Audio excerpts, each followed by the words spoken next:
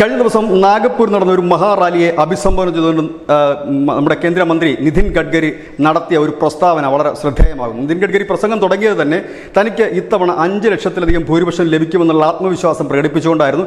ഇത്തവണത്തെ നാഗപ്പൂർ തെരഞ്ഞെടുപ്പിന് ഒരു പ്രത്യേകത കൂടിയുണ്ട്. നിതിൻ ഗഡ്കരി മാസങ്ങൾക്ക് മുമ്പ് പ്രഖ്യാപിച്ചത് താൻ ഒരു ഫ്ലെക്സോ ബോർഡോ പോലും നാഗ്പൂർ തൻ്റെ പേരിൽ വെക്കില്ല എന്നാണ്. അതായത് പ്രചരണ സാമഗ്രികളൊന്നും തന്നെ ഉപയോഗിക്കാതാണ് ഈ തെരഞ്ഞെടുപ്പിൽ നിതിൻ ഗഡ്കരി അവിടെ മത്സരിക്കുന്നത്. കഴിഞ്ഞ 10 വർഷമായിട്ട് നാഗപ്പൂരിൻ്റെ MP ആണ്. 1 ലക്ഷം കോടി രൂപയുടെ വികസനമാണ് ഇതുവരെ അവിടെ നടന്നിരിക്കുന്നത്. ഏതായാലും അവിടെ ഉയർന്ന മറ്റൊരു പ്രധാനപ്പെട്ട ചോദ്യം ഭരണഘടന പരിഷ്കരിക്കുമോ, അതായത് മോദി മൂന്നാമതും അധികാരത്തിൽ വന്ന ഭരണഘടന പരിഷ്കരിക്കുമോ എന്നുള്ള ചോദ്യത്തിന് നിതിൻ ഗഡ്കരി നൽകിയ മറുപടി ഇപ്പോൾ നടന്നുകൊണ്ടിരിക്കുന്നത്, ഇപ്പോൾ നിങ്ങൾ കണ്ടുകൊണ്ടിരിക്കുന്ന ഒരു റീൽ മാത്രമാണ്.